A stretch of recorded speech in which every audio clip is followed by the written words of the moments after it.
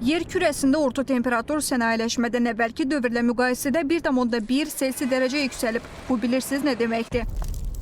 Kəskin tədbirlər görülməsə, əsrin sonuna qədər temperatur daha 2,5-3 Selsi dərəcə yüksələ bilər.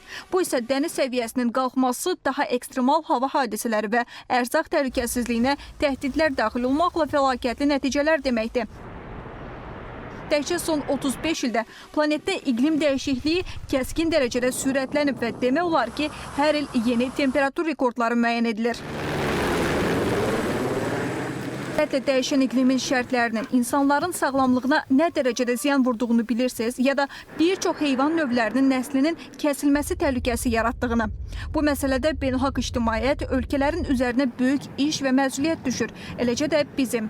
Ölkəmiz iqlim dəyişikliklərinə qarşı mübarizəni yalnız sözlə yox, əməli layihələrlə aparır. 2030-cu ilə qədər elektrik enerjisi istehsalında bərpa olunan mənbələrin payını 30%-ə çatdırmaq Azərbaycanın qarşısına qoyduğu strateji hədəflərdən biridir. Bugünkü gündə artıq biz 21%-in üzərindədir bu göstərici və biz belə planlaşdırırıq ki, bu layihələrimiz intensiv şəkildə 26-cı ildə biz bir çox layihələrin artıq istismara veriləcəyini proqnozlaşdırırıq. Bu ilin sonuna qədər də bizim ciddi nəticələrimiz gözlənilir. Bu rəqəmi biz belə planlaşdırırıq ki, 30-cu ilə yox, artıq 27-ci ildə biz o rəqəmin üzərinə çıxacağıq. Xüsusilə Qarabağ və Şərqi Zəngəzur yaşıl enerji zonaları kimi formalaşdırılır. Bu ərazilər gələcəyin sıfır emissiyalı bölgələri olacaq. Bugünkü gündə ən öndə gedən layihələr əsasən su ilə bağlı olan layihələrdir. Su elektrik stansiyaları ilə bağlıdır. Eyni zamanda biz Xudafərin Qız qalası ilə bağlı da işlərin intensivləşməsini şahidlik edirik. Eyni zamanda bilirsiniz ki, bizim artıq 2 günəş elektrik stansiyamız orada nəzərdə tutulub, müqavilələrin imzalanması davam edir. Biri BP ilə Şəfəq Günəş Elektrik Stansiyasıdır, 240 meqavat və eyni ilə Cəbrayıl ərazisində bizim 250 meqavat gücündə şəms və üfüq layihələrimiz hal-hazırda işlənir. Bəzi dairələrin riyakarlığına baxmayaraq 76 mindən çox nümayəndənin iştirak etdiyi COP29 uğurla başa çatdı. Mühüm nəticələr də əldə edildi.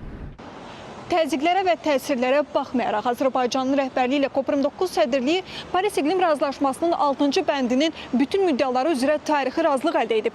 Qəbul olunan qərarlar Azərbaycanın regionda ətraf mühitin qorunması və dayanıqlı inkişaf sahəsində liderliyini bir daha təsdiqləyir. Azərbaycan bu tədbiri həm təşkilati baxımdan, həm də nəticələr baxımından çox yüksək səviyyədə, axıcı və səmərəli şəkildə həyata keçirdi. Bu bizi son dərəcə sevindirdi və qürurlandırdı. Bizim təşkilatın üzv dövlətləri iqlim dəyişikliyi ilə bağlı bütün əsas problemlərin müşahidə olunduğu unikal bir coğrafiyada yerləşir. Söhbət çölləşmə, torpaq eroziyası, buzlaqların əriməsi, yağıntıların dəyişməsi, artan su qıtlığı və hətta çəyirtkə istilaları kimi ciddi çağırışlardan gedir.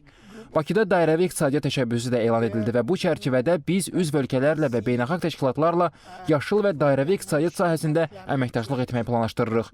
Azərbaycan artıq bu prosesin bir hissəsi olmaqla kifayətlənməyib, onu istiqamətləndirən və digər üzvlərə dəstək verən aparıcı gücə çevrilib. Dünya dəyişir. İqlim bizdən xəbərsiz qərarlar verir. Amma bu qərarların necə cərəyan edəcəyini hələ də insan iradəsi müəyyən edə bilər. COP29-un ruhu bu cəhdin simvoludur. Azərbaycan yaşıl gələcək uğrunda səyləri ilə regionu və bir çox inkişaf etməkdə olan ölkələri də bu yola cəlb edir. Beynəlxalq İqlim Günündə bu çağırışı yenidən xatırladaq. Təbiəti qorumaq seçim deyil, öhdəlikdir. Rəhli Rafiq qızı Mirəziz Mirəloğlu, AzTV xəbər.